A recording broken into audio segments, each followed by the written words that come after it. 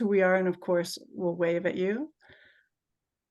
So today we want to tell you that our workshop is number one here to help you be in a better space. We are not therapists, but we want you to take care of your own mental health. So if any time you feel like you have to bow out because it's triggering what we're talking about, please go ahead and do that, because of course we're going to share the recording with you afterwards. In fact, we're also going to share some other really great tools right as this class ends. So do take notes.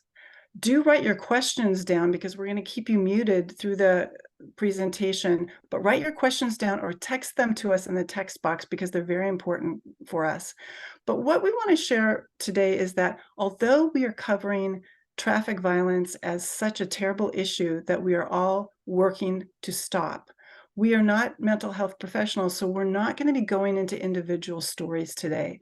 We want to make sure that this is a class that's really about media relations as a tool. And we're going to talk about stories, but we're not going to go into depth into individual stories, because we don't want anybody to feel bad or to be reminded of anything. So that's just how we're going to approach today. And we wanted to let you know that in advance, because we feel that there's 3 phases of readiness for storytelling as an advocate, especially if you are a victim or survivor of a crash. This is not based on the fact that we are experts, but this is based on my 2 years of delving into healing from trauma, dealing with complex trauma. So the first one is that we learn to share our stories in a supportive community. And that's something that Trini offers with It Could Be Me, and Families for Safe Streets offers.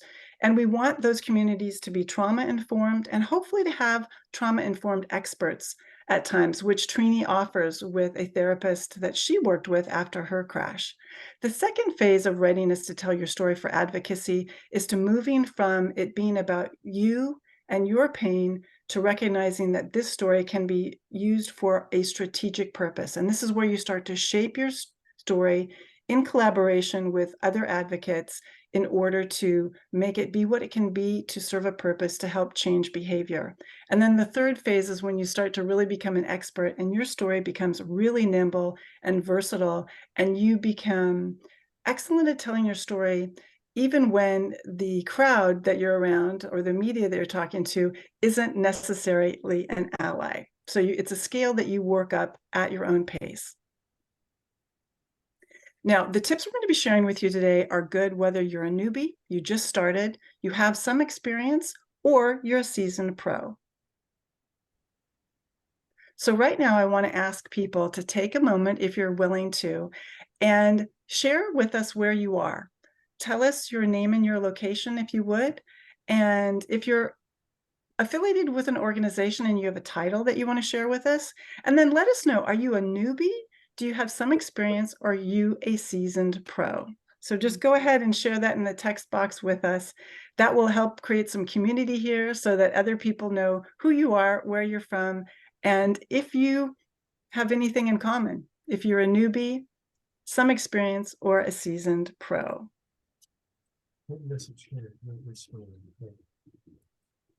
So we all know what's going on here, and that is that even though deaths from car crashes have come down a tiny bit, and I want to emphasize tiny bit, we are still really dealing with a pandemic here of dangerous streets.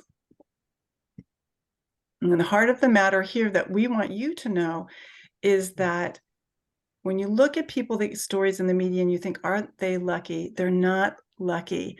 The media is in a state right now where they really can't go out and look for stories. They are looking for you to come to them with information. So the people that get in the media, especially again and again, are the ones who pitched their story to the media and their cause to the media. So what we're going to be covering today is why the media matters so much, why personal stories matter so much when you're engaging with the media, and then how to think strategically about the media by starting compelling conversations with them. So the media tools that we're going to be focusing on today specifically are op-eds, and these can have impacts whether or not you're hosting a World Day of Remembrance event yourself. Then we're going to talk about incorporating personal stories into op-eds, press releases, and beyond, and then creating conversations, because reporters are people and people like to have relationships and conversations. So I want to ask all of you, have you thought about what your media goal is, your number one media goal this year for World Day of Remembrance, or maybe another event that you have later this year? What do you want to have happen? What do you want to make happen? And I want to share with you some ideas that you might find useful. So if you could take a minute, just take a minute right now, look at what I've got here and jot down in the text box and for yourself, does one of these goals resonate for you? Could you be sending out a press release and following up via email and phone to the journalist you reach out to? Could you submit an op-ed, which we're hoping that you'll be inspired today from Jim's information he's going to share with you, to one of your local papers? Could you go from a local paper op-ed to an even larger regional paper, or even a television station if you've got some experience? Could you invite the media to go on a walk or a ride, either prior to or post the event you're having? Or again, if you're not having an event, could you taking the media on a ride in a dangerous place to show them what's going on be your event? And then if you're a seasoned pro, could you videotape yourself telling an op-ed as a short video clip and post it to your YouTube channel and then share it on social media? And then could you use this as a way to get interviewed or even give your opinion on a local public radio station? So I'm just going to give you about 30 more seconds to write something down about what you are thinking about this year. And if you want to take more time, please do while we're going on with the presentation, because this is all about you today. What are you going to make happen? What do you want to make happen for World Day of Remembrance and beyond? What kind of goals have you set with yourself? And we hope by the end of this presentation, you'll be much clearer on your next steps. So just about 15 more seconds, and then we're going to be moving on.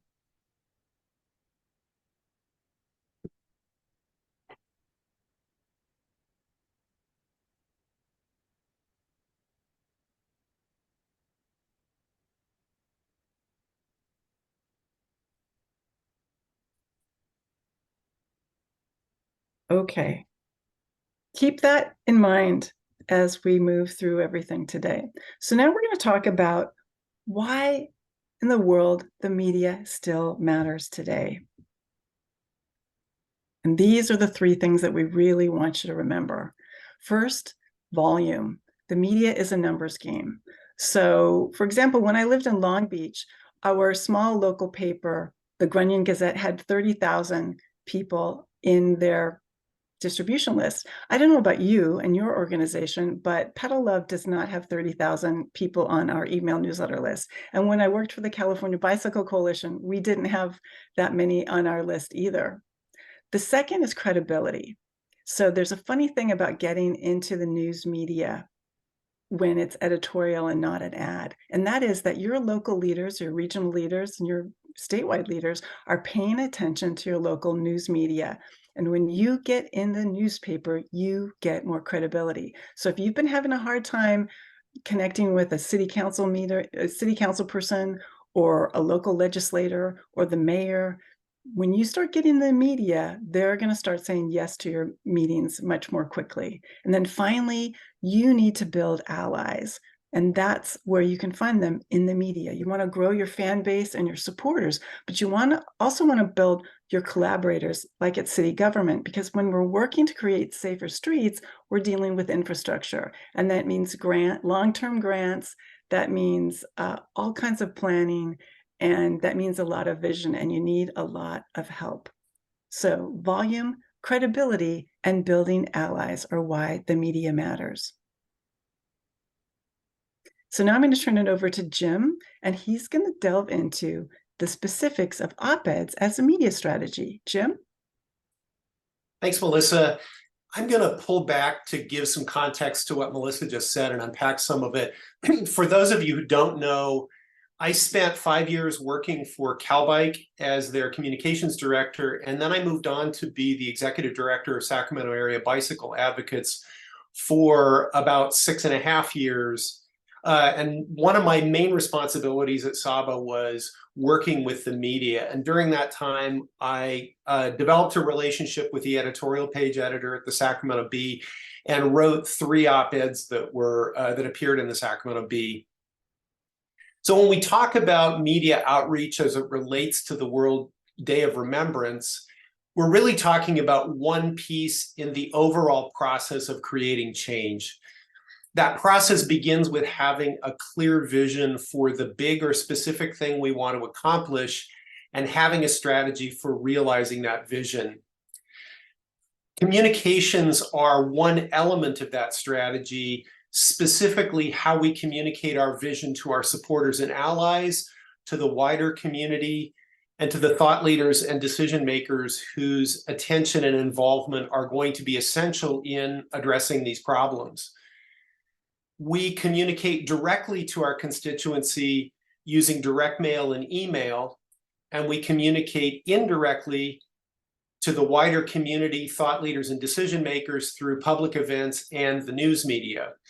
Social media kind of straddles both of those approaches by reaching both your followers as well as anyone else who sees your account and your feed. Now, communicating indirectly sounds counterintuitive. However, engaging the news media, as Melissa pointed out, is the way to get our issues before a much bigger audience. We're talking about the difference between the size of your mailing list or number of Facebook followers and the size of your local newspaper's entire readership, which, by the way, includes many people who may not know about your work, but who may care about the issue that you're working on.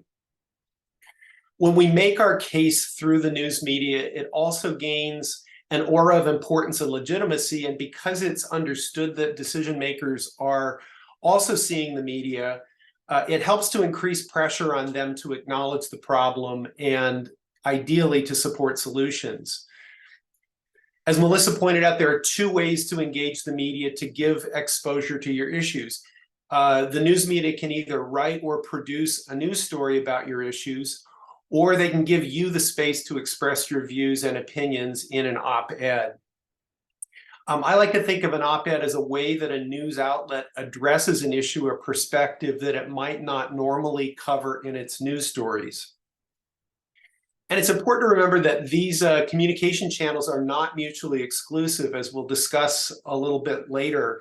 As you focus on producing an op-ed, you should be communicating about these issues through all your other channels. So next slide, please. When we talk about op-eds, we're talking about a piece of newspaper jargon. It's an abbreviation for opposite the editorial page. An op-ed is an opinion piece that traditionally appears on the page in the newspaper dedicated solely to them. And nowadays, that content is on its own tab on a news website. The difference between an op-ed and an editorial is that the latter is written by the newspaper's own editorial staff, which is separate from the news staff. There's a separate staff of writers who just write editorials. An op-ed is written by a subject matter expert, a person with a unique perspective on the issue, often a community member, or a regular columnist employed by the newspaper. Op-eds may be solicited by the editorial staff, but may also be submitted unsolicited by the author. Each newspaper has its own process. Typically, an editorial page editor or the newspaper's editorial board, which shapes the newspaper's positions on important issues, decides whose op-eds get published. However, any opinions that get expressed in an op-ed are those of the author themselves. Op-eds are usually published by a newspaper, but web editions of some TV and radio news also include op-eds. And if you're not sure whether your local news outlet publishes op-eds from the community, Google the outlet's name and op-eds and follow the links, and you'll see what they are currently producing or not producing. Next slide, please. This is just a brief list of a few major newspapers that run op-eds. There are many more. Again, like I said, if you Google the name of your local news outlet and the word op-eds, you'll see whether or not they're running anything. There's also an image here of an op-ed I wrote for the Sacramento Bee in 2015. When I worked at CalBike and at Sacramento Area Bicycle Advocates, the Sacramento Bee wrote very little about active transportation or roadway safety other than the occasional news story about a traffic crash. And then in 2015, a former Sacramento Bee editorial writer wrote a scathing commentary criticizing the inadequacy of bicycle infrastructure in downtown Sacramento. He basically handed me an opportunity to talk about this issue. So I called the editorial page editor, whom I did not know at the time, and asked if he'd be open to a response from me. And he said, yes, absolutely. So that's an important way in for you. If your local newspaper has an editorial page editor, she or he is someone you want to build a relationship with. Next slide, please. Like other approaches to generating news coverage, such as pitching stories, writing an op-ed offers advantages as well as some challenges. The advantages are significant. Your views are expressed in your own voice directly to the community. You're not relying on a journalist to interpret or translate what you have to say on the subject. You're speaking with your own voice. Also, it's only your voice, not the voices of other sources that are typically included in a news story. Often a newspaper will talk to a number of people and get their perspectives on an issue. When it's an op-ed, it's just you talking. So it's like your own little mini TED Talk. Plus, if yours is accepted, yours will almost certainly be the only op-ed related to World Day of Remembrance in that issue of the newspaper, and maybe all year. So this is really a great opportunity to shine a light on an issue that matters a whole lot. And finally, depending on where you live, there may be less competition for op-eds than for news coverage. In other words, when you're pitching a news story to a reporter, you have to convince them to choose to write about your story as opposed to any number of other topics they might cover, whereas you may be the only person with your perspective on the subject of traffic safety, and it might be a lot easier for you to get that into an op-ed. In other words, getting one published may be a lot easier than getting a reporter to agree to cover your issue. And now on to the challenges. Next slide, please. Your local newspaper may not run op-eds. However, there may be opportunities in your region. For example, the newspaper in the next nearest city or large city might run op-eds, so you want to look there. It's also possible that your newspaper only runs op-eds from professional columnists and not from community members. A second challenge is that submitting an op-ed does not guarantee that it'll be published, especially if it's unsolicited, because of course anybody can submit an unsolicited op-ed. Another thing to think about is that getting an op-ed published in a major newspaper like the New York Times is exceedingly difficult unless you are already prominent, have excellent connections, and or have a uniquely compelling story to tell. However, smaller newspapers are much likelier to accept them. With an op-ed, you do all the writing, and it needs to be as polished as possible, although your op-ed will most likely be reviewed and possibly lightly edited by an editor. Also, you'll be working with a maximum word count that's usually around 500 to 750 words maximum. The news outlet specifies the exact length and the formatting, so you'll need to be able to make your point within that word count. Writing an op-ed requires some writing skill. And then finally, you need to have a point of view and a call to action. You're not just delivering a report. which in most cases is probably not going to be accepted. As you think about writing an op-ed, keep in mind that it doesn't preclude doing other kinds of media outreach. Melissa touched on this a moment ago. In addition to writing an op-ed, you can schedule a public event for World Day of Remembrance and invite the news media to cover it. You can invite your best media contact to meet you on the World Day of Remembrance for a tour of a problematic street or intersection. An op-ed can help amplify the issues that you'd like the news media to cover. And I'm going to say more about this a little bit later. Let's talk about the elements of an op-ed. Next slide, please. And I'm going to go through this fast, but we're going to unpack this as we go, and there's also time to discuss more of this later. First of all, it has to be the right fit. You want to do your homework about which local outlets accept op-eds. As I said before, the nearest outlet that accepts them might be in a neighboring city, and that's okay as long as that outlet also covers issues in your community. As I mentioned, some outlets only run op-eds written by regular columnists, not community members. You may have to look around a little bit to find one that does run op-eds from community members. Second element concerns the submission guidelines. Some news outlets accept unsolicited submissions, and they usually have a form on their website for submitting one, while others ask you to inquire with them about writing an op-ed. And you can find these guidelines on their website or by doing a simple Google search about your news outlet. Almost the list of newspapers that I listed a few slides back all have instructions on how to go about writing an op-ed. Formatting, as I mentioned, most op-eds run 500 to 700 words, 750 words maximum. Each newslet outlet specifies that limit, and it's usually a hard limit, so you really have to be able to make every word count. So you want to be able to write tightly and clearly.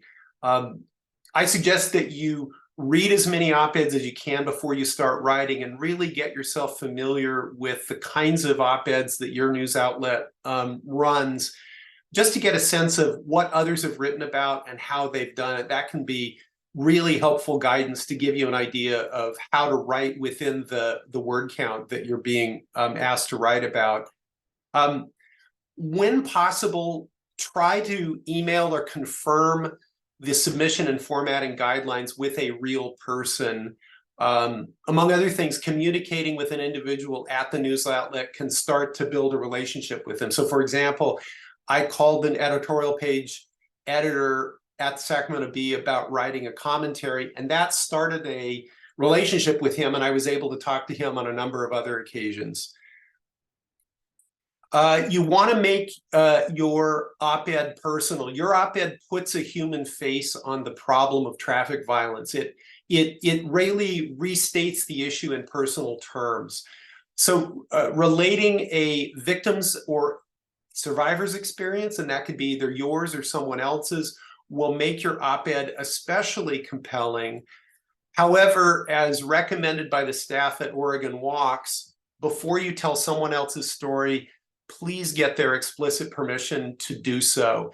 This is important for showing respect and building trust, and for not re-traumatizing somebody who may not be emotionally ready to hear their experience recounted.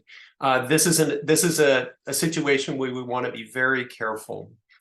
Now, in case you don't have that kind of story to tell, let's say you don't know somebody whose story you can retell, or you haven't had that experience, you can still personalize what you write by relating your own experiences of biking or walking along a dangerous street, for example, even if you haven't been involved with a crash. I did this with reporters. I would take them to a side of a really gnarly street, and I would say, how would you feel about riding on this street? And we would have a conversation about why that felt intense. So don't feel deterred if you don't have a personal crash experience to relate. Another way to do this is that you can generalize about the specific groups or populations known to be most at risk based on local crash data, for example, school-age kids or seniors or people living with low income. Your goal here is to give the reader a sense of the human experience of an unsafe street. Melissa's going to talk more about storytelling in a moment. You also want to include a call to action. You're expressing your expert or personal perspective on what makes our roads unsafe, which relates back to this discussion of having a strategic vision.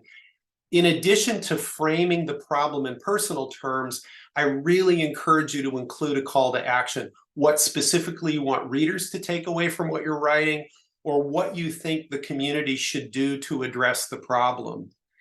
Your call to action can be lofty. It could be zero in serious injury and fatal crashes, so long as you also point to some concrete steps your community can take to get there. These can be things like installation of a traffic signal at a bad intersection, budgeting for an off-street biking and walking path on a gnarly street segment, or adoption of a roadway safety plan for your community. Your op-ed is the way to start that conversation. And finally, about accuracy, most newspapers will fact check what you write if your op-ed includes any data and facts. And so for that reason, any facts you cite, such as the number, type, or rate of traffic crashes, must be accurate and verifiable. So just know that going in.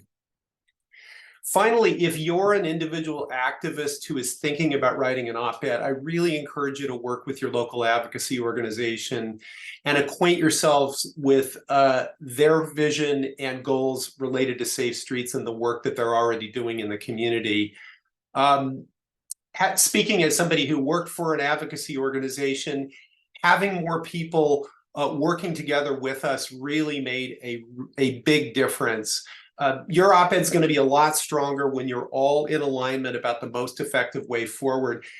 And I'm not saying here that your op-ed needs to parrot the organization's party line, but rather that this is your chance to help amplify solutions that are already on the table. And if you're new to advocacy, your advocacy organization is going to be a great resource in sort of understanding what are the ways to solve some of these problems. On a practical level, aligning yourself with local advocates can be mutually beneficial. The local advocacy organization can offer you their expertise, their reach, and their connections. They may know the editorial page editor of the newspaper. And you offer them your energy and your personal experience. This is especially valuable if you have a compelling story to tell, but maybe lack the skills or connections to tell it effectively. So with that, I'm going to turn this back over to Melissa to talk more about storytelling. Thank you, Jim. That was really helpful. I want to let you guys know that we are sharing right after this ends, not only Jim's tip sheet on editorial op-eds that he just shared, but also the types of media and who you want to be in touch with. And I'm going to be sharing my storytelling map. So I'm not going to be delving deep into storytelling today the way I have in the past, but I will give you the link to our YouTube channel because we have other classes that we've delved into that. But I want to touch on it because we have a lot of people who are new to us in the class today, and I want to make sure you understand the power of stories and why you want to fold a little bit of a story into an op-ed, but if you're being interviewed in a longer piece, or you're going to be having the media come to an event, you want to make sure that you're sharing personal stories. So the reasons that stories matter so much, and when I say stories, I mean a particularly crafted story that over thousands of years has proven to be something that the human brain finds interesting, compelling to watch, and has an opportunity to change hearts and minds. So an anecdote, which is a little snippet, is not necessarily a story. An anecdote can be really powerful, and you can use an anecdote quickly in something like an op-ed, but a story has a beginning, a middle, and an end. It takes people on a journey. So science is proving that well-crafted stories use dopamine and neurotransmitters, and they change your brain chemistry. So this is how stories work so well. This is why data is important, but data alone cannot change people's minds. You need data wrapped in storytelling to open hearts and change minds. Only stories can breed compassion, Data alone can't do that, because a story takes people on a journey where they have an opportunity to see the world anew through what happened to you or happened to someone you're telling the story about. And then because they change brain chemistry and give aha moments to see the world anew, they can move people to positive action. And that's what we're all about as advocates, right? Creating safe streets. So the goal when you're telling a story is something that's a wonky term that sounds like I got it from a traffic engineer, but it's not. It's called narrative transportation. And we want to reach for narrative transportation in our storytelling very specifically because narrative transportation means that you got lost in a story. So if you've ever stayed up all night reading a great best-selling thriller, if you've ever spent the weekend listening to a podcast or catching up on a great TV show, that's narrative transportation. You are so lost in the story, you can't wait to see what happens next. And we can do this with nonfiction as much as fiction. And the reason we want to do this as storytellers of nonfiction to create safe streets is that the more someone is transported by your story, the more engaged they are by your story, the more likely they are, science is starting to prove, that they will adopt your beliefs, attitudes, and the behavior that you want to move them towards. So how do you choose the right story? You want to find a story that illuminates the specific challenge that you're dealing with. Is it the dangers of speed? Why a particular intersection is so challenging? You want to make sure, as Jim pointed out, as Oregon Walks shared with us, you have permission to actually tell the story. And you want to make sure, because of narrative transportation, that you share one person's story that you have down well than many people's story. So it's less is more. Give your stories time to flourish. So, for example, if you're a newbie, you could be working with the executive director or the policy director or somebody at an advocacy organization and give them permission to tell your story, but to tell your story the way you want it to be told. If you have some experience, you can tell your story as a part of an overall media strategy. But if you're a seasoned pro, you might be the one that goes front and center to share the story multiple times, the solution, and the call to action. So it depends on where you're at, but think of moving up a scale so that you don't take on more than you're ready for. And you can tell a story really quickly. You can tell a story in 5 minutes or less. And I am going to demonstrate today that you can do this by telling you a story. So I'm going to tell you a short 5-minute story to show you how it can be done. And this story is how I learned to renounce my website. So about 10 years ago, I am walking home from the store on a beautiful early May day, and my phone rings and I pick it up and it's my sister. And without preamble, she says to me, "Hey, do you have a personal mission statement?" No, I tell her. Why? She was like, "Well, I just got back from France. I was at this really prestigious leadership training and it was great, but it was really hard.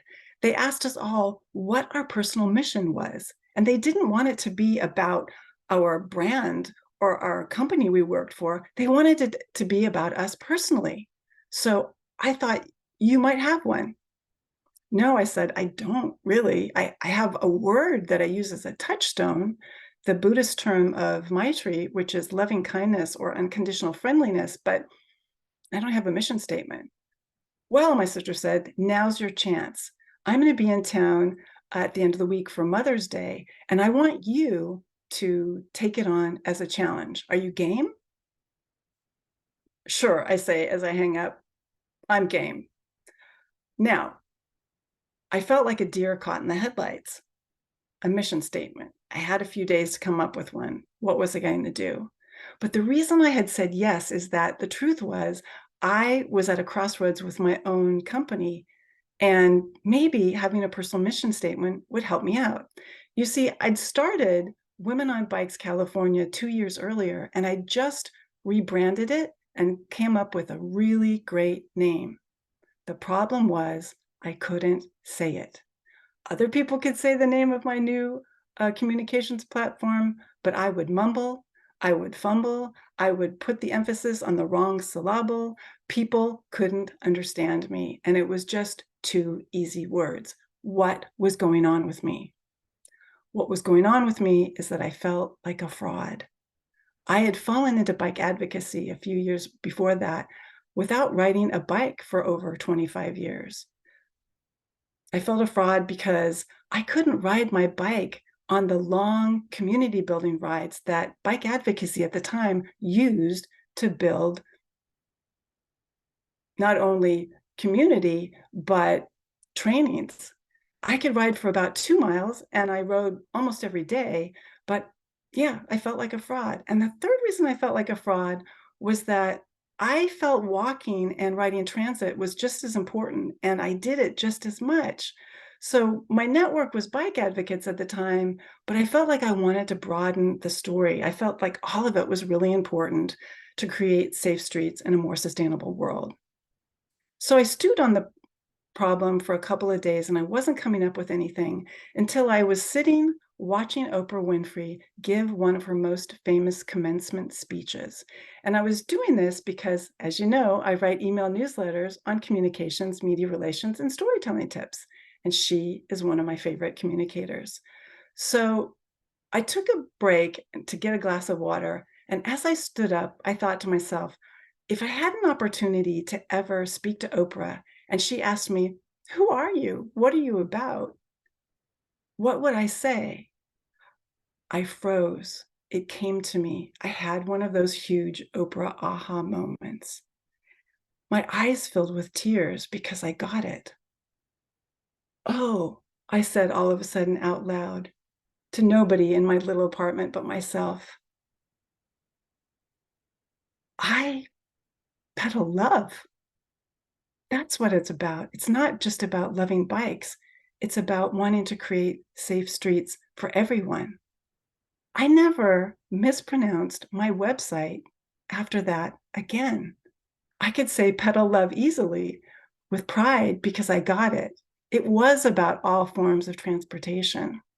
So as I close this short story for you today, that was a demonstration, I want to invite you and encourage you to use a compelling, heartfelt short story and to practice it enough that you get it down to 5 minutes or less, so that when you're giving a presentation for World Day of Remembrance, or you are talking to the media in an interview, you can fold a short story in and it can make it more compelling and memorable than the data alone.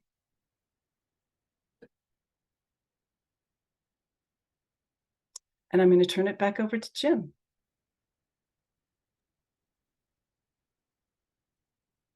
All right, Melissa, thank you very much. Getting your op-ed published is a goal in itself. It's important to set that as a goal, but it's not the end of the process. You know, no matter how eloquent you are, an op-ed alone can't make our streets safer. But by presenting your perspective in an op-ed, you're creating the conditions for further conversations and stronger relationships, including with the news media. And Melissa already covered all of these at the start of the workshop, but I just want to run through them again. If your op-ed gets published, share a link to it with your constituents and supporters through your own channels, through social media, your blog, email, newsletter, etc., and also in your website's media room if you have one. Remember that local journalists may already be on your mailing list and may already be following you on social media. So this is a way to kind of tip them off on this issue. Send a link directly to your key decision makers, like city council members whose support is essential. And then request a meeting to discuss the issue further, or consider inviting them to go with you to see a dangerous street section or intersection, or see if you can involve them in a World Day of Remembrance event that you have planned. Send the link directly to your best media outlets, starting with the outlet that publishes your op-ed. Remember that the op-ed is handled by the editorial page staff. There's a newsroom staff and you should be sending it to the reporter that covers your issues. And as with reaching out to key decision makers, you can request a meeting to discuss the issue further or suggest a story. You can offer to show them a specific roadway segment or a dangerous intersection, or you can invite them to your World Day of Remembrance event. In fact, you want to do all three of those things. Lastly, you want to inquire about meeting with the editorial board of the newspaper that runs your op-ed. Often the newspaper's editorial board will meet with subject experts and community leaders to learn about important issues that define the editorial positions that the newspaper takes. Landing one of these meetings is really difficult, but if you can do it, it's an excellent opportunity to discuss the problem of traffic violence with some of the most influential thought leaders in your community. So that's a long shot, but it's definitely worth doing. And we'll go to the next slide, please. So let's say that your newspaper accepts unsolicited op-eds and you submit one, but it doesn't get published. This can also happen with an op-ed that you're invited to submit. This happened to me once when I wrote an op-ed that got bumped due to major breaking news and limited space in the newspaper. What you've produced is still highly valuable content, so make the most of it. You can issue it as a press release for your World Day of Remembrance event. You can post it in your blog or in your newsletter. You can post it on social media. Make a video of yourself delivering it for your YouTube channel or your Instagram account, or both, or deliver it as a speech at your World Day of Remembrance event or at a city council meeting just prior to the World Day of Remembrance, or both. Sharing your content in all of these ways increases the number of people that it reaches and the impact that it can have. So I think with that, we're ready to move into some questions and conversation. And as we do this, I want to start by answering some questions that have already been submitted through the chat. Sarah Cantor in Brooklyn mentioned that the New York Times accepts guest essays. That's awesome information. I hope you follow up with them and see how you might be able to submit a guest essay there. So that's good information. Dorothy Wong in Altadena, California asks about the value of sending op-eds to multiple outlets at the same time. My advice is start with one and pick the one that you want to build the relationship with. So it might be the biggest newspaper, or it might be the one that actually covers your issues. Because you're using this as to start building a relationship. If they say no, you can always go to the next one. If you've got a multiple list, that's awesome. I found that actually once one outlet runs a story, whether it's an op-ed from me or whether it was a news story that I'm quoted in, the other outlets are going to want to run their version of the story. And they often would I would get mentioned in one story and immediately I would get called by other reporters to do more stories. So I actually didn't have to do a whole lot of outreach. I just had to get it into one newspaper. Journalists are all competing to cover these issues, and I typically talk to 3 or 4 people at different outlets who are all covering the same issues. So it's a good idea to identify other outlets, but maybe just start with the one that you really want to be in. Forrest Baum from Linwood, Washington mentioned that local media want to be invited to events. This is kind of more of what I just said. They're looking for stories, and you can be an excellent resource for them. Think of this as a two-way street. You're a subject expert. You have a perspective that a reporter doesn't have. I had reporters who called me to ask if I had any stories they wanted to cover. They had a slot to fill in their news broadcast or whatever. They would call me and chat me up to say sort of what's new, what can I write about? I even had one newspaper reporter who would call me to say he'd written a story about an issue. He'd included a quote from me. He'd written a quote for me because he said, I kind of know how you talk, and I just want to see if you're okay with it. And I was almost always okay with it, right? Hardly any work for me. He was motivated. I get mentioned in the newspaper. It was a win-win-win. Once you build those relationships, it really becomes a two-way street. So really think about the value of building that of the op-ed is the way to kind of begin building that relationship. I want to jump in about relationships and share that I was the media director for the California Bicycle Coalition after Jim was the communications director. So we passed as ships in the night, but we would both participate in the California and CalBike's regular annual summits. And one year I invited the Los Angeles Times to the summit, even though that it was taking place up north. And they sent one of their op-ed people, and Jim and I got to know him quite well. He was a very great, wonderful resource for us. And he was so curious about what we were doing that when we went back to, I was from Long Beach at that time, and I reached out to him, I followed up and invited him to come to Long Beach and see what was going on there, because Long Beach had come out of like nowhere about 12 years ago, raising $22 million to do bike improvements. And he said, I'd love to come, Melissa, but it's going to have to be a walking tour because I'm a cancer survivor and I haven't ridden a bike in 30 years. And I said, no problem. We're happy to do that as well. And then this was a couple of weeks in advance of the trip. And then when it came down to it, I said, well, where would you like us to meet you? By the train? And he said, no, I'm going to meet you where I rented a bike. And I said, oh, I thought you weren't going to ride a bike. He said, no, I changed my mind. I got it all set up and I think I can do it. We spent 5 hours with him because I was with my now husband, my then friend, Charlie Gandy, who's one of the advocates of the biking and walking movement. We were taking him on one of Charlie's famous tours, which Charlie has taken thousands of people on in Long Beach. And he had so many questions for me. So we started a relationship with him. We got a great piece in the Los Angeles Times because of it. He then coached Jim and I a couple of times on things we didn't understand about op-ed. So we had a great rapport with him before. I think that he's actually retired. But I wanted to share that with you because you might have somebody that a year or more ago, and I'm looking at you, Dorothy Wong, as I say this, that you have a reporter that you actually has interviewed you, and they might not be top of mind awareness. They might have gone to another outlet since then, but maybe you can go back through and reach out to them and say, hey, we're either doing something for World Day of Remembrance or there's this day and we're not doing anything, but I really like what you wrote in the past. Would you like to get together for coffee, to go for a ride, to look what's going on now, and to continue this conversation? And I think that you will be pleasantly surprised. The timing might not be working for them, but they might be ready to come together with you at another time. So don't give up. There's always new opportunities.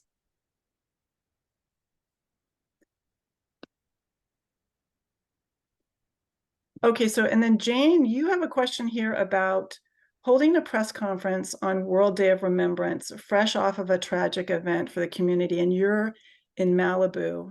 So Jane, do you want to come on? Yeah, I'm in LA. I work for a nonprofit. Streets are safe. Sorry, streets are for everyone. For Damien, right? With Damien. And we've been meeting with the community members and the police officer in Malibu. That's been everyone I'm sure has heard about that tragedy with the 4 young women. And the Malibu community members are really want to make a change and a difference in the community. So I think there's going to be a coming together to bring attention to the unsafeness of PCH and making some changes, some sort of changes that will come hopefully a little more quickly, sort of spur that on. So, but also to wrap it into World Day of Remembrance, and also the fact that those girls lost their life to somebody speeding, and just so it's all these like interesting little components. And I just wanted to know your advice on treating the event, just respectfully in a way that so we're not taking advantage of that situation that, you're not taking advantage, but like just respectful to those families and what happened. Right. You want to make sure that know? you have their permission to talk about it. So that even if they've been in the press, which they have, but that will make them, if they're in a place to listen to you, that will make them feel better. And I have some experience with this. So I'm going to share with you a couple of ideas about doing press conferences. Um, I know the area well. I'm from Los Angeles, and so it's a death trap, right? And so what I want to invite you guys to consider, if you already haven't set up where you're going to hold the press conference, consider not necessarily having it outside right there someplace where it's noisy and it's busy and it's hard for people to get to. Consider having it in an indoor location. And there's a couple of ways you can do it. You can do the press conference and you can hope you can get everybody there and speaking and people taking pictures and everything like that. That's one way to do it. But when we did, I think it was, I did press stuff for two big things in California for Cowbike. One was the 3-foot bell and one was the helmet bell. And on one of them, instead of holding a press conference, we did press briefings. And we did this also when we did the Walk Bike Places conference in Long Beach.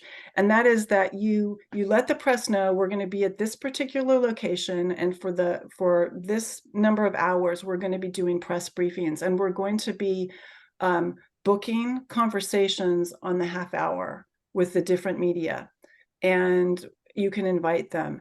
And we got incredible coverage in Sacramento because of that. And Jim even, I coerced Jim to get up at like 3:30 in the morning so that he could be on, I think it was NBC, because television was doing their stuff really early. And he was the only one I knew that would get up that early. Even the executive director wasn't going to do that.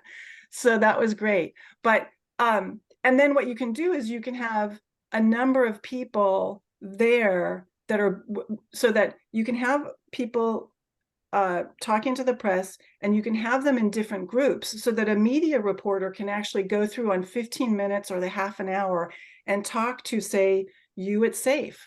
They could talk to the police about what they're going to do, and they can talk about the city council person. And you've because finally could we get some safe infrastructure in Malibu, because it's just horrific.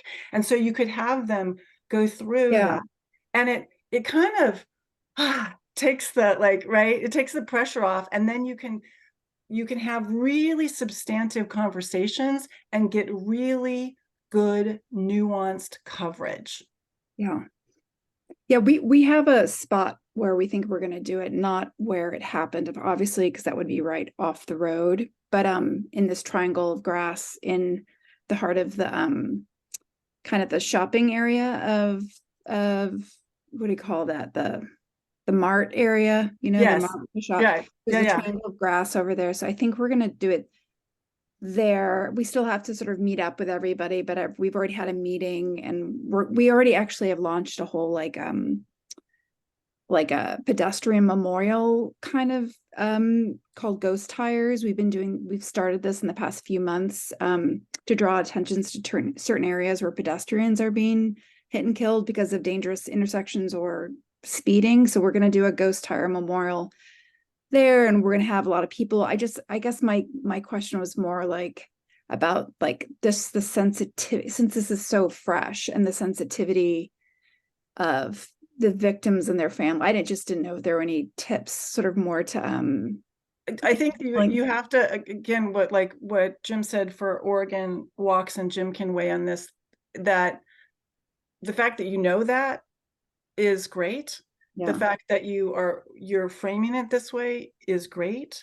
The fact that you would go back to them and say, we want to make sure we have your permission, and we want to handle this with as much compassion and respect as we can, and see what their wishes are about it, because they might not be ready, but an aunt or an uncle or somebody might be ready, and might be the one that can hold the stories and bring the stories to your press briefing and say, this is how we want these people to be celebrated, because they're more than a victim, right, in this.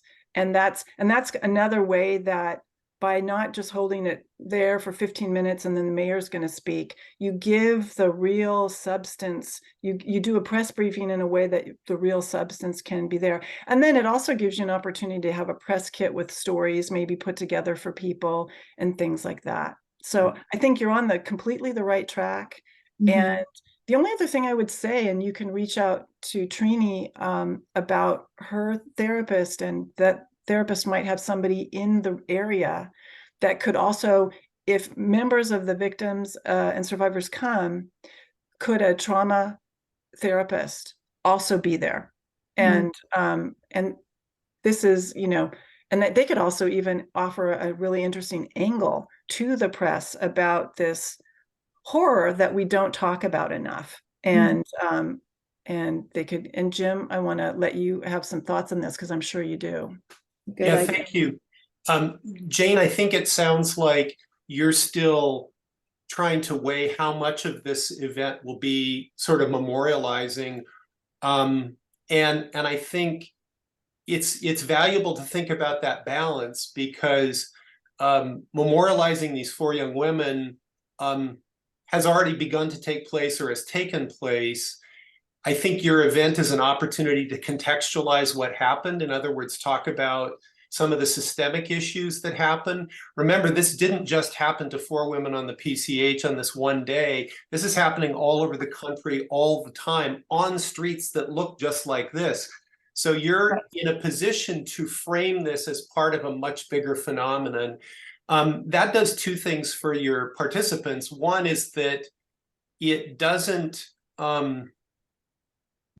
take them into just a place of grief, but it also can motivate them to think about what are some of the solutions. So the other thing to consider would be, how can you gather some input from the people who attend your event? So for example, if there are proposed solutions to traffic problems on this stretch of the PCH, this is a place to air them. Make some big poster boards and have a sticker exercise. Do you support this? What are your ideas for fixing this? Obviously, you want to acknowledge and honor the fact that this is a very fresh tragedy for the community, but at the same time, you can translate that into what do we do to prevent this, right? Instead of just staying stuck in the grief of the experience, which is super, super important, but also what can we as a community do? The families will have been involved in dealing with the grief already. You can acknowledge them and support them and hold them in that. Melissa's suggestion about going to them and maybe saying, here's what we have in mind for the event, and we just kind of want your feedback, that can help. I think you want them to feel honored by your interest in their well-being. You want them to feel respected. You want to build trust with them. At some point, some or all of those families will want to get involved in trying to solve the problem. And so how you interact with them now, the respect that you show them, the trust that you build, is going to make your team stronger as a community. You try to move forward and find some solutions. So and then there's simple things like make sure you're gathering a mailing list. Make sure that you have a place where people can share their ideas for how to solve the problem. And it can be simple poster exercises, nothing elaborate. But again, you want to kind of channel the energy, make everybody feel like they're invested in a solution, make everybody feel like they have a chance to contribute something. So, and I want to touch on this, Jane, because you are in the 2nd largest media market in the country, and you're in our home state. So, and we'll reach out to you after this about some more specifics. But thinking about what you're talking about, I would make sure that you're reaching out to the Associated Press with this for the state of California, because when we were doing the 3-foot bill, I reached out to the Associated Press. At that time, it was somebody they were in San Diego, but she was the writer for the Associated Press for Southern California. And that went into like 13 different places, and it got California. California was like 18th or 19th to pass it. Shouldn't have been news, but because it was a news state. And we got in an op-ed that somebody wrote in the New York Times because of it. So we got 13 media placements off that, and in an op-ed in the New York Times. And so it's important, I think, to reach out to them and maybe even Thomson Reuters about it, because of the importance of California as a news. California, like Texas and Florida, is one of the worst places, right? And that something just happened, and it's very newsworthy. So we're a minute over, and I want to make sure we answered everybody's questions before we say goodbye. Remember, this is going to be a recording. You are probably getting in 15 minutes a follow-up from me with some really great handouts, including my storytelling toolkit. This is a great question, Judith. Thank you. Can you address the balance at World Day of Remembrance between grievers telling their stories and focusing on legislators to call for specific changes? So one of the things that I want to share with everybody, especially if you're victims or survivors, the challenging part is that the human brain really cannot deal with grief very well, very long, and they get overwhelmed. So, and that sucks. It's terrible, but it's how people are. If it's not our particular issue, we don't know how to handle it. On the other hand, we also don't want to just have legislators pontificating about anything else other than what this very particular issue is. And so we want to strike a balance. And Suzanne, excuse me, I see that you've got a question too. So we want to strike a very particular balance and make sure when you're doing these kind of events that the advocates get to speak. And if you can, speak to the legislators about the very specific solutions for this issue that are either are in play, or you're on the same path to putting into play and you need support on. Jim, go ahead. Just one last thing, because we need to wrap up. Jane, in this particular event, and also others who have questions about this, Judith, assign a stage manager for your event who is absolutely in charge of the agenda and the tone. You don't want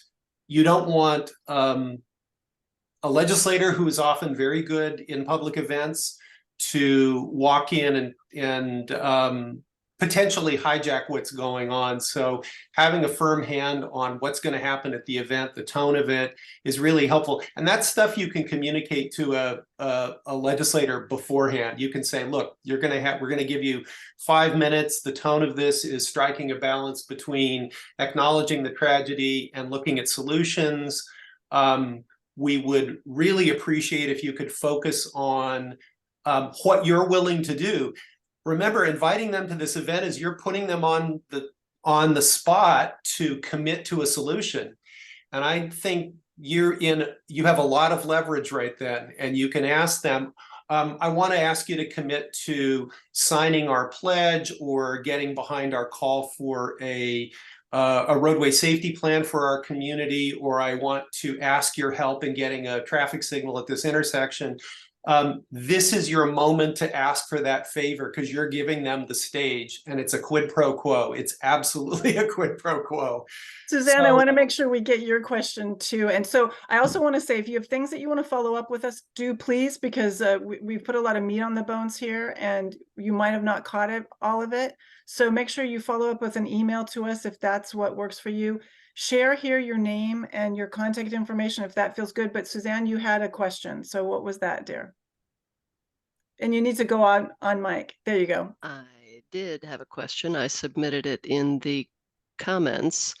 I had submitted an event at least a week ago, probably two, to the website in the comments, and I don't see it listed. And when you go to that submission form, it asks you to tell, what are you? And one of the choices is an NGO, and one is, I think, perhaps a transit agency or something like that.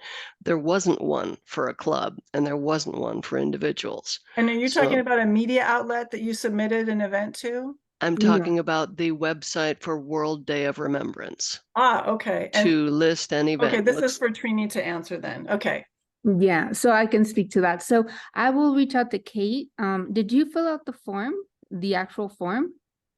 Yes, I did. It seems That's very okay. We're about to bail on that and fold in with another organization. And I'm wondering how I can loop in World Day of Remembrance. I am gonna put in the chat Kate's email. She's the one who handles all of the input for the map and to make sure she's updating the events constantly. I know that there's a deadline, so maybe that's why you're starting to bump into little hiccups, but I she can add submitted you it. in for sure. I don't know. So, Okay. Okay, so that is all the time that we have today. If you have a question for us that you want to ask, submit it through the email newsletter that I sent out that's going out in just a few minutes, and they'll have my email contact information. Thank you, everybody. We hope that this was beneficial to you. I'm going to keep this open on the text for about 10 more minutes. If you have comments and you want to tell us that you liked being here today and you want to come to more of our trainings, we'd love to hear from you. That helps get us keep going. And we are going to have 2 more media trainings. So we'll have a media training coming up in December, and we'll have a media training coming up in January. So we're going to dig even more into specifics, role playing, all of it, help you get your hands in the clay and get your media placements and your goals that you have shared with us today. Thank you, everybody. So appreciate it.